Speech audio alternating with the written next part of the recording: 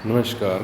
आज की वीडियो में हम बात करेंगे कि क्या मेरा वीडियो देखकर या किसी भी दूसरे ज्योतिषी महोदय का वीडियो देखकर स्वयं के लिए या अपने परिवार के सदस्यों के लिए रत्नों का अर्थात जेमस्टोन्स का चुनाव करना या फिर कोई बड़ा महत्वपूर्ण डिसीजन लेना है, जैसे कि कौन सा बिज़नेस आपको सूट करेगा और वो बिज़नेस स्टार्ट कर देना, पार्टनरशिप कर देना, कहीं पैसे इन्वेस्ट कर देना, तो क्या ये सूटेबल है या फिर नुकसान दे सकता है। ये कुंडली एक परफेक्ट एग्जाम्पल है जहां मैं आपको ये बताने जा रहा हूँ कि सिर्फ वीडियो के आधार पे आप निर्णय मत लीजिए। वीडियो आपको जानकारी प्रदान करने के लिए, आपको जागरूक करने के लिए होते हैं, ना कि आप अपना जीवन का महत्वपूर्ण डिसीजन सिर्फ वीडियो के आधार पर लें। आप किसी भी एक या दो ज्योतिषी महोदय जहाँ पे आपको भरोसा हो, उनसे आप संपर्क कीजिए, उनसे प्रॉपर गाइडेंस लीजिए और फिर उनके दिशा निर्देश के अनुसार आगे बढ़ें। तो ये सिर्फ अभी रत्न के लिए बनाया है कि क्या वीडियो देखकर रत्न का चयन करना चाहिए।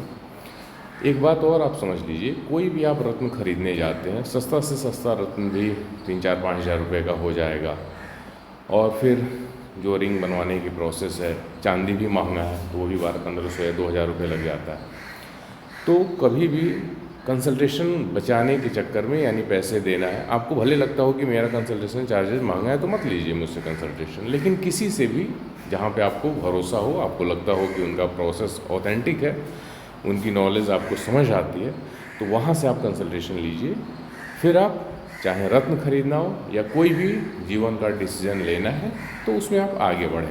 सिर्फ वीडियो के आधार पे कोई भी महत्वपूर्ण निर्णय लेने की गलती नहीं करें। आइए देखते हैं, इन्होंने वीडियो के आधार पे मंगल ग्रह का रत्न पहना। सामान्यतः मेरे वीडियो आप देखेंगे तो मैं इस लग्न वाले सेक्शन में आता हूँ और यहाँ से फिर इस केपी वाले सेक्शन में आता हूँ, और इस केपी वाले सेक्शन के बाद मैं इस नक्षत्र नाड़ी वाले सेक्शन में आता हूँ, और अधिकतम चीज़ें मैं यहीं से एक्सप्लेन करता हूँ।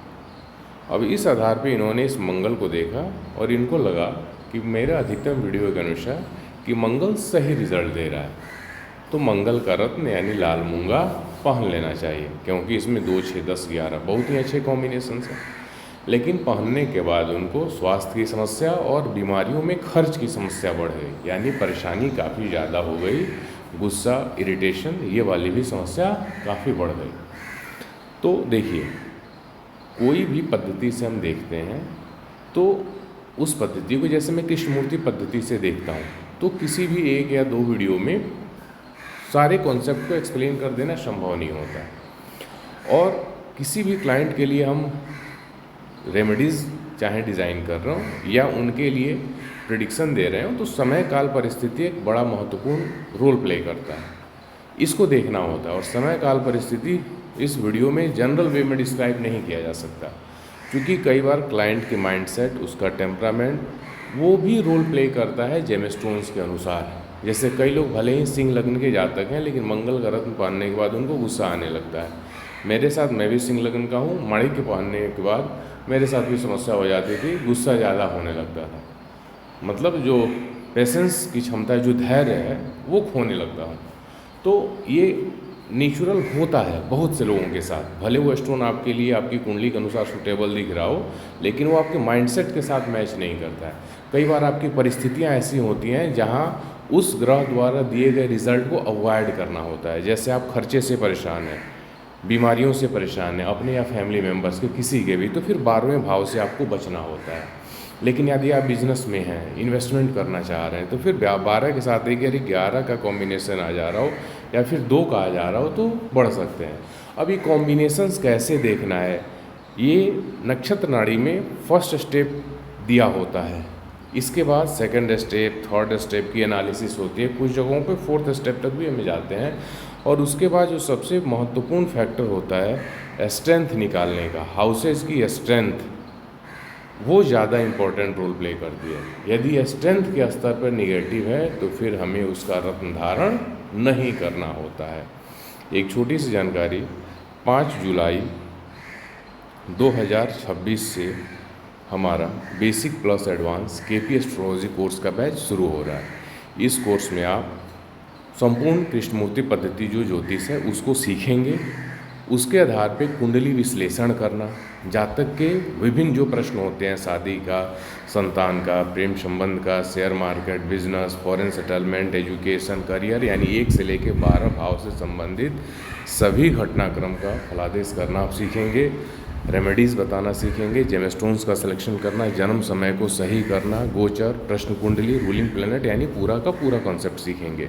इस वीडियो के डिस्क्रिप्शन बॉक्स में आपको मेरे व्हाट्सएप ग्रुप का लिंक और कोर्स कंटेंट दोनों ही मिल जाएगा। आप कुंडली कंसल्टेशन, जेमस्टोन कंसल्टेशन, कोर्सेज या किसी भी दूसरी ज्योतिष और वास्तु से संबंधित कोर्स और कंसल्टेशन की इन्फॉर्मेशन के लिए आप मेरे व्हाट्सएप नंबर 99555792 पे कांटेक्ट कर सकते हैं। चलिए आगे बढ़ते हैं। इन्होंने मंगल का रत्न धारण कर लिया। इसका एक रीज़न ये भी था कि इनकी दशा चल रही है मंगल की 25 में शुरू हुई और 2032 तक रहेगी, लेकिन मंगल का रत्न चूँकि स्ट्रेंथ के अनुसार निगेटिव था, इसलिए इनको नुकसान उठाना पड़ा। मैंने इनको सजेस्ट किया गुरु का और केतु का रत्न। इन्होंने मुझे बताया कि कुछ समय पहले मैंने गुरु के लिए सिट्रीन स्टोन पहना था और मुझे अच्छा रिजल्ट मिला था।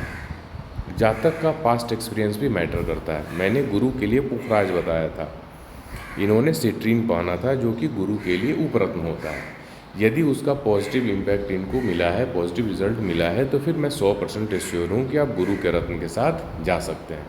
यदि इनका कहना होता है कि मैंने पहले गुरु के लिए सिट्रीन या पुखराज या सुनाला या टोपाज कोई भी ट्राई किया था और मुझे अच्छे रिजल्ट नहीं मिले, तो फिर मैं जो पत्थर इन्होंने पहना होता है तो फिर मैं उसके फ़ोटो मंगाता हूँ। यदि उसकी एनर्जी निगेटिव है तो वो एक रीज़न हो सकता है कि जिस स्टोन की एनर्जी निगेटिव है वो आपको लाभ नहीं देगा।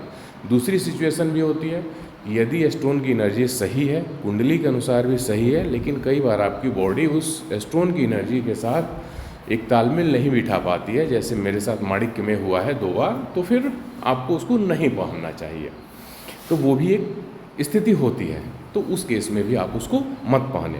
लेकिन इन्होंने पहना था और इनको पॉजिटिव रिजल्ट मिला था, तो मैंने बोला इसको आप जारी रखें। इनका एक्सपीरियंस मंगल के स्टोन के साथ अच्छा नहीं रहा और स्ट्रेंथ स्तर पे भी मंगल अच्छा नहीं रहा, तो फिर हमें मंगल के स्टोन के साथ नहीं जाना है। कभी भी एक बार में एक से ज़्यादा स्टोन ट्राई नहीं करना चाहिए। आप एक बार में एक रत्न पहने, 1 से 1.5 महीने तक उसके रिजल्ट को देखें, फिर उसके बाद दूसरा स्टोन यदि सूटेबल निकल रहा है तो आप पहने। ये कोई ज़रूरी नहीं है कि आपको एक बार में 4 स्टोन पहनेंगे तो ही लाभ देगा। यदि वो आपकी कुंडली और आपकी बॉडी की एनर्जी से वो तालमेल बिठ रही है, वो सामंजस्य एक बैठ रहा है, तो एक स्टोन भी आपके लिए पर्याप्त है। स्टोन रिक्वायरमेंट के अनुसार पहनना चाहिए कि आपकी आवश्यकता क्या है। बिजनेस है, नौकरी में प्रमोशन है, ग्रोथ है, अच्छा रिलेशनशिप चाहिए, या फिर जो हेल्थ रिकवरी है, इस प्रकार से अलग अलग पर्पस के लिए अलग अलग रत्न धारण किए जाते हैं। और सबसे बड़ी बात, पर्पस आपके कुछ भी हो सकते हैं, लेकिन जेमस्टोन्स यदि आपकी कुंडली के अनुसार सूटेबल नहीं है तो फिर आप धारण नहीं करें। एक बात यहाँ और समझें, इनकी कुंडली में जितने भी फर्स्ट अटेम्प्ट पे 12 भाव दिखाने वाले ग्रह हैं, उसके रत्न को नहीं पहनना है। क्यों? क्योंकि ये स्वास्थ्य से संबंधित समस्या और स्वास्थ्य पे होने वाले जो खर्चा है दवाओं पे, उसके कारण परेशान। तो जब तक ये समस्या चलेगी तब तक 12वें भाव से निश्चित तौर पे बचना है, नहीं तो समस्याएं और भी बढ़ जाएंगी। उम्मीद है आपको ये कॉन्सेप्ट समझ में आया होगा।